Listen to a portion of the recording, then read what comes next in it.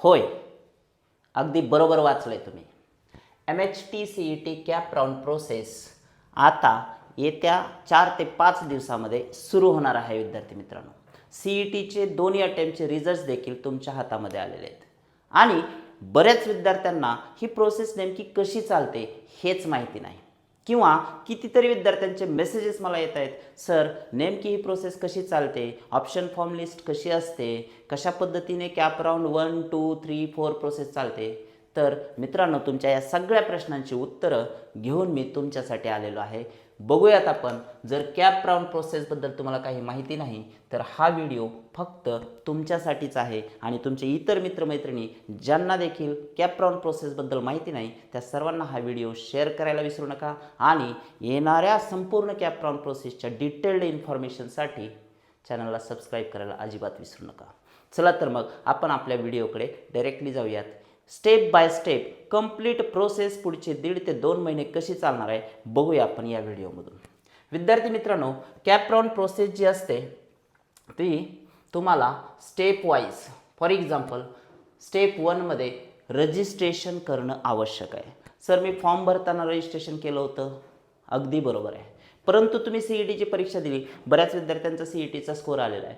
पण ज्या विद्यार्थ्यांनी परीक्षा दिली विद्यार्थी मित्रांनो, ते सर्व विद्यार्थी तर आता इंजिनिअरिंगला जाणार नाहीत, ते दुसऱ्या कुठल्या तरी कोर्सला जाणार आहेत किंवा काही विद्यार्थी इंजिनिअरिंगमध्ये न येता मेडिकलला जाऊ शकतात. म्हणजे काय तर सगळेच विद्यार्थी आता या प्रोसेसमध्ये सामील होणार नाहीत, भले त्यांनी CET दिलेली असू द्या. म्हणून मग CET काय करतं की तुमचं रजिस्ट्रेशन पुन्हा एकदा नव्याने करून घेतं आणि त्याची तारीख लवकरच येत्या 2-4 दिवसामध्ये CET सेल अनाऊन्स करतं. CET सेलने अनाऊन्स केलं की दुसऱ्या मिनिटाला तुम्हाला या चॅनलवरती त्याचा अपडेट दिला जाणार आहे. त्यामुळे निश्चिंत राहा, बेल आयकॉनला क्लिक करून ठेवा, कारण चॅनलवरती नवीन अपडेट्स डेली येत आहेत. सो स्टेप 1 आहे रजिस्ट्रेशन आणि त्याच्या थ्रू तुम्ही जे ॲप्लिकेशन करणार आहे कॅप राऊंड प्रोसेससाठी, कारण जे विद्यार्थी ॲप्लिकेशन करतील त्याच विद्यार्थ्यांना कॅप राऊंड प्रोसेसमध्ये पार्टिसिपेट व्हायचं आहे असं CETकडे मेसेज जातो आणि तुमचं स्कोअर कार्ड, तुमचे जे डिटेल्स आहेत ते या ॲप्लिकेशनमध्ये रजिस्ट्रेशनमध्ये घेतले जातात. आता हे रजिस्ट्रेशन मित्रांनो ऑफलाईन आणि ऑनलाईन मोड दोन्हीमध्ये चालतं. तर त्यासाठी तुम्हाला CET सेलच्या या वेबसाईटला व्हिजिट करायचं आहे. त्या ठिकाणी तुम्ही जाऊन ऑनलाईन रजिस्ट्रेशन करू शकता किंवा जे FC सेंटर्स अलॉट केले जाणार आहेत तुमच्या जवळच्या FC सेंटरवर जाऊन सुद्धा तुम्ही काय करू शकता, रजिस्ट्रेशन करू शकता, ॲप्लिकेशन करू शकता. आणि रजिस्ट्रेशन करत असताना सगळे डिटेल्ड इन्फॉर्मेशन तुमची जी की खरी असणार आहे ती भरायचे आणि त्यासाठीचे आवश्यक डॉक्युमेंट्स जसं की 10वीची मार्कलिस्ट, 10वीची सनद आहे, तुमचं आधार कार्ड असेल किंवा तुमची 12वीची मार्कलिस्ट असेल, तुमचं CETचं स्कोअर कार्ड असेल, CETचं पर्सेंटाईल असेल, हे सगळे डिटेल्स त्यांना आपल्याला त्या ॲप्लिकेशन फॉर्ममध्ये सांगायचे आहेत आणि दुसऱ्या बाजूला तुम्हाला त्याचे डॉक्युमेंट्स देखील सगळे अपलोड करायचे आहेत. कारण CET सेलला तुम्ही जी माहिती भरलेली ती खरी आहे हे कळण्यासाठी डॉक्युमेंटच्या ओरिजिनल कॉपीज तुम्हाला स्कॅन कॉपी अपलोड करणं गरजेचं आहे. सो तुमच्या सगळ्या डॉक्युमेंट्सचा मी मागच्या व्हिडिओमध्ये सांगितलेलं आहे, सगळ्या डॉक्युमेंटचा या स्कॅन कॉपीचा सेट रेडी ठेवा म्हणून सांगितलं होतं मागच्या 15 दिवसापूर्वी आणि आता ती वेळ आलेली आहे, कारण येत्या 4 दिवसात ही प्रोसेस चालू होणार आहे. स्टेप 1 ज्याला आपण रजिस्ट्रेशन प्रोसेस म्हणतो. मित्रांनो, आता जातोय आपण स्टेप 2 मध्ये. एकदा का तुम्ही रजिस्ट्रेशन केलं, ॲप्लिकेशन केलं की ऑनलाईन मोडमध्ये तुम्ही CETच्या सेलला म्हणजेच वेबसाईटला रजिस्टर झालेले आहात. परंतु तुम्ही डॉक्युमेंट जे अपलोड केलेले ते खरे आहेत का, त्याच्यामध्ये काही फ्रॉड नाही ना, तुम्ही काही स्कॅम केलेला नाही ना, तुम्ही तुमचं पर्सेंटाईल बदललेलं तर नाही ना, हे चेक करण्यासाठी डॉक्युमेंट व्हेरिफिकेशनची स्टेप नंबर 2 असते, जी की तुम्हाला तुमच्या जवळच्या FC सेंटरला जाऊन करायचे एक मेथड. FC सेंटर म्हणजे फॅसिलिटेशन सेंटर. जवळचं तुमच्या इंजिनिअरिंग कॉलेज किंवा जवळचं एखादं सेंटर तुम्हाला दिलेलं असतं, त्याचा उल्लेख पण त्या ठिकाणी वेबसाईटवरती केलेला असतं. सगळ्या FC सेंटरचा जे जवळचं सेंटर आहे त्या ठिकाणी जाऊन तुम्हाला नोंद करायची किंवा तुम्ही ऑनलाईनसुद्धा तुमच्या डॉक्युमेंटचं व्हेरिफिकेशन करू शकता. मित्रांनो, step number 2. After this document verification you are eligible for cap.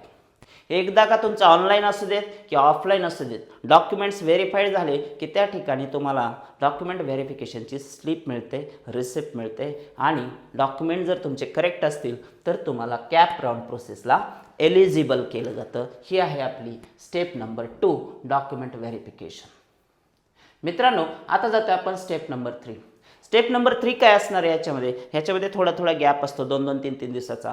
Provisional merit list लागते. पहा ज्या कॅन्डिडेटने रजिस्टर केलेलं आहे CET सेलकडे त्यांची माहिती गेलेली आहे. ज्यांनी रजिस्ट्रेशन केलेलं नाही ते आता ह्या प्रोसेसच्या बाहेर आहेत. साधी सोपी सरळ प्रोसेस आहे. जरी इंजिनिअरिंग CET दिलेली असेल पण रजिस्ट्रेशन केलं नाही तर कॅप राऊंड प्रोसेसला तो विद्यार्थी एलिजिबलच नसतो, हे लक्षात ठेवा. आता ज्यांनी रजिस्टर केलेले त्या सर्व कॅन्डिडेटची प्रोव्हिजनल मेरिट लिस्ट सगळ्यात अगोदर तर CET लावतो. प्रोव्हिजनल म्हणजे काय की सगळ्यांची मेरिट लिस्ट तुमच्या रँकनुसार तुमच्या पर्सेंटाईलनुसार तुमचा एक रँक डिक्लेअर केला जातो आणि त्याच्यातली माहिती तुम्हाला चेकआउट करायची असते. तुमचा रँक तिथे येतो. जर काय एरर असेल मिस्टेक्स असतील त्या डाटामध्ये यू कॅन सबमिट ग्रॅव्हियन्स. तुम्हाला जर काही ऑब्जेक्शन असेल तर त्याच्यासाठीचा एक पिरियड दिलेला असतो 1-2 दिवसाचा. त्याच्यामध्ये तुम्हाला सांगायचं की CET सेलने तुम्ही जो डाटा अपलोड केलेला आहे माझ्या संदर्भातला तिथं माझी पर्सेंटाईल चुकलेली आहे किंवा तिथं या ठिकाणी ह्या ठिकाणी तुम्ही चुकीची माहिती दिलेली, त्यांना जर ग्रॅव्हियन्स सबमिट केला तर तुमची करेक्ट इन्फॉर्मेशन त्या ठिकाणी सबमिट केली जाते आणि चेंजेस आर अलाउड. त्या ठिकाणी चेंजेस केले जाऊ शकतात कारण ही प्रोव्हिजनल मेरिट लिस्ट आहे मित्रांनो. नंतर काय होतं तुम्ही एकदा ग्रॅव्हियन्स दिला तुमचे चेंजेस सांगितले की स्टेप 4 येते ज्याला आपण काय म्हणतो फायनल मेरिट लिस्ट. आता ही फायनल मेरिट लिस्ट जी असते याच्यामध्ये काय आहे की परत तुमचा एकदा रँक नव्याने ज्या काही चुका आहेत ते दुरुस्त करून तुमचा नवीन रँक त्या ठिकाणी दिला जातो जर चुका असेल तर, अदरवाईज ते सेम राहील. दिलेला डाटा जो असतो तुम्ही सांगितल्यानंतर त्याच्यात करेक्शन झाले त्यामुळे तो फायनल असतो. त्याच्यात कुठल्याही प्रकारचा बदल नंतर होत नाही. त्यामुळे तुम्हाला प्रोव्हिजनल मेरिट लिस्ट चेक करणं खूप गरजेचं आहे. म्हणजे थोडक्यात काय CET सेलच्या टचमध्ये राहणं या दिवसामध्ये खूप महत्त्वाचं आहे. Changes are not allowed. एकदा का फायनल मेरिट लिस्ट लागली की इथं तुम्हाला चेंजेससाठी कुठलाही चान्स नाही. जे काय आहे तेच फायनल असतं. स्टेप नंबर 5 काय आहे मित्रांनो ऑप्शन फॉर्म किंवा ज्याला आपण कॉलेज लिस्ट म्हणतो. आता इथून खरा सगळा मोठा गेम सुरू होतो कॅप राऊंड प्रोसेसचे. कारण कॅप 1, कॅप 2, कॅप 3, कॅप 4 यामध्ये सगळ्यात महत्त्वाचं काय आहे ऑप्शन फॉर्म भरणे. कॉलेज लिस्ट तुम्हाला तयार करायची. 300 कॉलेजेसपर्यंत तुम्हाला ही लिस्ट भरता येते आणि प्रेफरन्स लिस्ट असते. सगळ्यात फास्ट तुम्हाला जे आवडणारं कॉलेज आहे आवडणारी ब्रँच आहे ज्या सिटीतलं कॉलेज आणि ब्रँच पाहिजे ते तुम्ही 1 नंबरला टाकायचं आहे. त्याच्यानंतर 2 नंबर त्याच्यानंतर 3 नंबर म्हणजे डिसेंडिंग ऑर्डरमध्ये तुमची प्रेफरन्स लिस्ट तुम्हाला ऑप्शन फॉर्म तयार करायचा असतो. Choose the best college according to your percentile. विद्यार्थी मित्रांनो तुम्हाला काय करायचं आहे या ठिकाणी बेस्ट कॉलेज चॉईस करायचे तुमच्यासाठी तुम्हाला योग्य असणार आहे आणि तुमच्या पर्सेंटाईलनुसार सुद्धा. पहा बरेच विद्यार्थी आता साहजिकच आहे प्रत्येकालाच वाटते मला COAPला जायचं आहे, प्रत्येकालाच वाटते मला VJTIला जायचं आहे. पण ज्या विद्यार्थ्याला 50 पर्सेंटाईल 60 पर्सेंटाईल 66 पर्सेंटाईल त्यांना तर ते कॉलेज मिळणार नाही, हो की नाही. भले कॅप 1, 2, 3, 4 तुम्ही कुठलेही राऊंड अटेंड करा त्या कॉलेजचं मेरिट खूप जास्त आहे.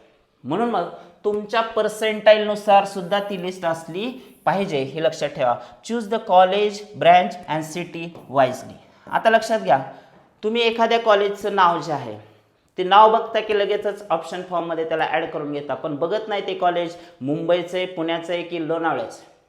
कारण एकाच नावाने अनेक कॉलेजेस असतात अनेक सिटीमध्ये असतात. तुम्हाला कॉलेज पाहिजे असते DY पाटील पुणे आणि तुम्ही फक्त DY पाटील वाचता आणि दुसरीकडच्याच दुसऱ्या सिटीमधलं कॉलेज चॉईस करत असता. त्यामुळे तिथं पण काळजी घ्यायची की ब्रँचमध्ये सिटीमध्ये किंवा कॉलेजमध्ये आपली कुठल्याही प्रकारची मिस्टेक होणार नाही याची काळजी तुम्हाला घ्यायची आहे मित्रांनो. ओके आता जाऊया आपण स्टेप नंबर 6 कडे. या प्रोसेसची पुढची स्टेप आहे मित्रांनो कॅप राऊंड 1. कॅप राऊंड 1 म्हणजे ॲक्च्युअलमध्ये तुमची आता ही कॅप राऊंड प्रोसेस सुरू झालेली आहे. Allotment of college. जसं काही तुम्ही ऑप्शन फॉर्म भरलेलं असेल ज्याप्रमाणे तुमची प्रेफरन्स लिस्ट असेल त्याच्यानुसार तुम्हाला कॉलेज दिलं जाणार आहे. आता पहा 1 minute. Vacant seats forwarded to CAP 2. आता एकदा का कॅप 1 मध्ये आता ह्याच्यासाठी मी सेपरेट एक व्हिडिओ बनवला की कॅप राऊंडचे काय रूल्स आहेत तो सुद्धा व्हिडिओ तुम्हाला आज उद्या मिळून जाणार आहे. त्यामुळे कॅप राऊंडचे टोटल कॅप 1, 2, 3, 4 चे डिटेल्स कसे आहेत, ॲटो फ्रीज कसं असतं, फ्रीज कसं असतं, बेटरमेंट कसं करायचं, केव्हा करायचं, कुठल्या कंडिशनला करायचं, या सगळ्या गोष्टींची इत्थंभूत माहिती मी तुम्हाला त्या व्हिडिओमध्ये दिलेली असणार आहे. त्यामुळे तो सुद्धा व्हिडिओ लवकरच तुमच्यासाठी मी पब्लिश करत आहे. पहा कॅप 1 मध्ये जे कॉलेज अलॉट झालेले आहेत त्याच्यातून ज्या जागा राहिलेल्या आहेत वॅकंट सीट्स राहिलेल्या आहेत त्या कॅप 2 ला फॉरवर्ड केल्या जातात आणि याच्यानंतर येतं कॅप 2. आता तुम्ही जर इथं बघितलं स्टेप 7मध्ये कॅप 2 म्हणजेच कॅप राऊंड 2 चालू होतो. कॅप राऊंड 2 मध्ये परत काय होतं की कॉलेज अलॉट केले जातात विद्यार्थ्यांना. मग कॉम्प्युटर सायन्सचे ज्या काही ब्रँचेस आहेत किंवा जे काही IT ची ब्रँच आहे किंवा सिव्हिलच्या ब्रँचेस आहेत तिथल्या ज्या ज्या जागा भरल्या जातात कॅप 1मध्ये त्याच्यातून ज्या शिल्लक राहिल्या जातात त्या कॅप 2साठी फॉरवर्ड केल्या जातात आणि vacant seats of first round filled and remaining forwarded to CAP 3. पहिल्या राऊंडच्या ज्या रिकाम्या जागा आहेत त्या भरल्या जातात आणि त्याच्यातल्या ज्या शिल्लक राहतील कॅप 2मध्ये त्या कॅप 3ला फॉरवर्ड केल्या जातात म्हणजे पुढं पाठवले जातात कॅप राऊंड 3साठी. स्टेप नंबर 8 आहे मित्रांनो cap round 3. Third cap round सुरू झाला.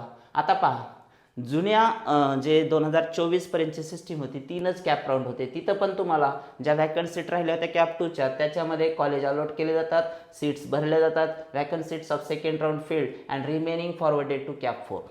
आता तिसऱ्या राऊंडला पण जागा भरल्या जातात. जवळपास या स्टेजला 80 ते 90% जागा भरलेल्या असतात. इथं रिस्क जास्त आहे परत वेटिंग करण्याचं ते पण सांगतो मी. आता 2024 पर्यंत 3च कॅप राऊंड होते परंतु 2025 पासून गेल्या वर्षीपासून हा एक कॅप राऊंड वाढलेला आहे. कॅप 4ला त्या सीट फॉरवर्ड केल्या जातात ज्या की थोड्या असतात जास्त शिल्लक राहत नाहीत. कॅप 4ला परत तुम्हाला काय केलं जातं allotment of college. The allotted college will be final. कारण हा आपल्या कॅप राऊंड प्रोसेसमधला शेवटचा राऊंड आहे आणि गव्हर्नमेंटद्वारे CETद्वारे जे काही तुम्हाला सीट दिली जाणार आहे कॉलेज दिले जाणार आहे त्याचा हा शेवटचा राऊंड आहे. जर तुम्ही या राऊंडमध्ये जे कॉलेज मिळालेलं आहे ते नाही घेतलं तर तुम्ही ह्या प्रोसेसमधून आउट होता. तुमची जागा दुसऱ्यांना दिली जाते विद्यार्थी मित्रांनो. येते लक्षात. अशा पद्धतीने कॅप 1, कॅप 2, कॅप 3, कॅप 4 हे सेंट्रलाइज ॲडमिशन प्रोसेस आहे आणि कॅप प्रोसेसमधून तुम्हाला स्कॉलरशिप मिळतात वेगवेगळ्या. जे काही तुमच्या फॅसिलिटीज आहेत त्या सगळ्या फॅसिलिटीज गव्हर्नमेंटच्या दिल्या जातात. त्यामुळे कॅप प्रोसेसमधून गेलेलं केव्हाही बेटर आहे. जर तुम्ही कॅप राऊंड प्रोसेसमधून नाही मिळू शकले एखादं कॉलेज किंवा ब्रँच तर तुम्हाला पुढचं एक राऊंड आहे ज्याला आपण म्हणतो स्पॉट राऊंड. तो कॅप राऊंड 4च्या नंतर चालू होतो. तो मात्र ऑफलाईन मोडमध्ये असतो. तुम्हाला त्या ठिकाणी त्या कॉलेजचे फॉर्म भरून त्यांनी जे डेट देतील त्यावेळी तिथं हजर राहायचं असतं. आणि याच्यामध्ये वैशिष्ट्य काय याचं स्पॉट राऊंडचं no benefits of reservation and others. कुठल्याही प्रकारचं रिझर्वेशन फीसमधलं कन्सेशन किंवा कुठलंही स्कॉलरशिप तुम्हाला स्पॉट राऊंडमधून जर ब्रँच मिळत असेल कॉलेज मिळत असेल तर ते कॉलेज तुम्हाला ह्यापैकी कुठली फॅसिलिटी देत नाही. तुम्हाला टोटल ज्या काही फीस असतील त्या भराव्या लागतात. गव्हर्नमेंटने त्याच्यासाठी त्यांना दुप्पट तिप्पट किंवा चौपटपर्यंत फीस घेण्यासाठी अलाउड केलेलं आहे. त्यामुळे स्पॉट राऊंड ही वैयक्तिक पालकाची आणि विद्यार्थ्याची जबाबदारी आहे. CET सेल त्याची जबाबदारी घेत नाही आणि कुठल्याही प्रकारच्या स्कॉलरशिप देखील याच्यामध्ये मिळण्याचे चान्सेस नसतात. आता बघतोय आपण मॅनेजमेंट कोटा ॲडमिशन्स. शेवटची स्टेप आहे की स्पॉट राऊंडमध्ये पण तुमचा नंबर नाही लागला तर कॉलेजेसकडे जे पण प्रायव्हेट कॉलेजेस आहेत त्यांच्याकडे स्वतःचा असं काही मॅनेजमेंट कोटा असतो. काही सीट्स शिल्लक असतात ज्या सीट्स ते विद्यार्थ्यांना त्यांच्या मॅनेजमेंट कमिटीद्वारे देतात आणि त्याचे पण काही रूल्स वेगवेगळे आहेत. त्या रूलमध्ये एकतर मोड इज ऑफलाईन. तुम्हाला त्या कॉलेजला जाऊनच व्हिजिट करूनच तिथं डिस्कस करूनच जागा वॅकंट आहेत का किंवा मॅनेजमेंट कोटातली जी सीट आहे त्याची फीस काय असेल. Need to pay donations.